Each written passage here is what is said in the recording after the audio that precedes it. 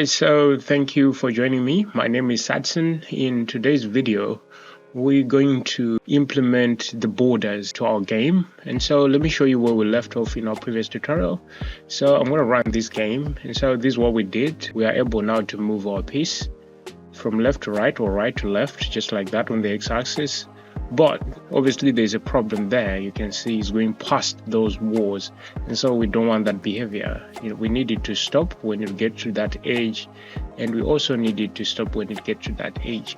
And so this is what we're going to implement today. So for us to be able to implement that, we need to check for the edges. But before we check for the edges, we need to keep track of the position of our element, simply because we are altering its properties, its X property. And so we need some kind of a copying, because we are not working with classes, we're working with our object directly.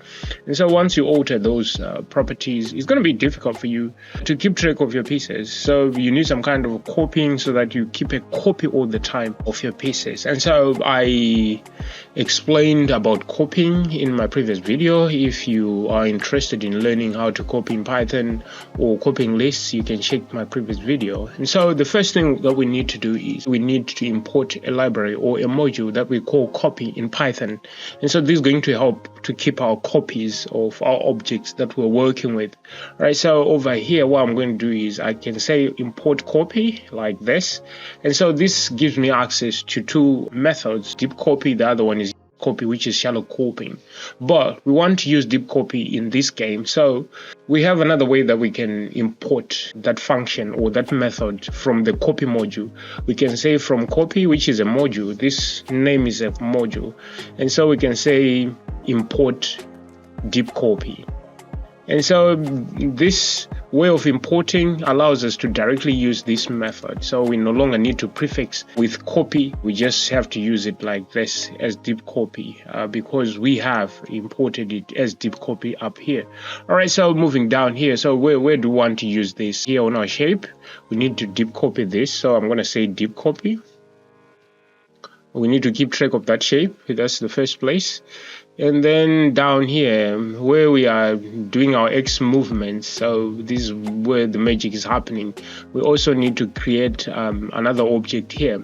And so we are creating our shape, right? So we need to keep track of the old shape so that when we reach a certain point we can revert it to that old shape. So I'm going to name it old underscore shape. You can name it whatever you want.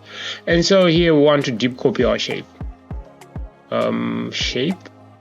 So this shape is this shape here, where we deep copied our pieces right over here. So that's how it works. And then in here now, while we are moving, because this is where we are moving our piece on the x-axis, while we are moving that piece on the x-axis, we want to check if the shape.x, so it's shape I.x is less than 0. If it's less than 0, or shape I.x is greater than the columns. This is the cause. If you move up here, you can see this is where we're getting our cause, or uppercase. Our columns are 10, so that's what we're checking for. Use greater than cause. Here we're supposed to say .x is greater than cause, and we want to do something. Okay, so we want to revert this to the old shape. Since we are keeping track of the shape, once it goes beyond, let's go back to the old shape, where it was on the wall. And so that's what we're going to do. So we're going to say shape, since this is the object that we're working with, this is our original shape. Our shape is the original shape, is equal to deep copy of the old shape. Since we were taking a snapshot of this shape here, so we want to revert it to the old shape if it goes beyond on the left or on the right. So after we do that, we want to break that. Once we break that, then it's going to stop.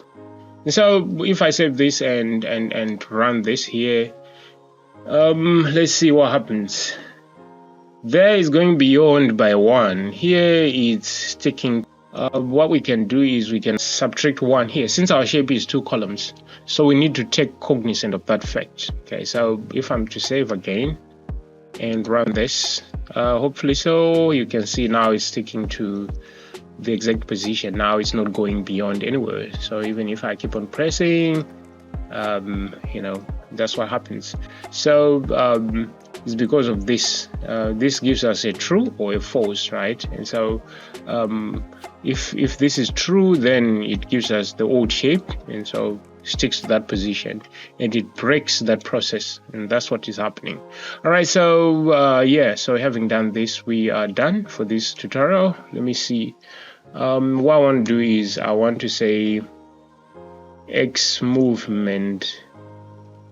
So this is just a comment where we are moving on the X, and then in our next tutorial we're going to focus on the Y movement.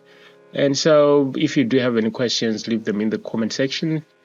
Remember to subscribe to the channel. I appreciate your support. I'll see you in our next video. For now, I'm out. Bye bye.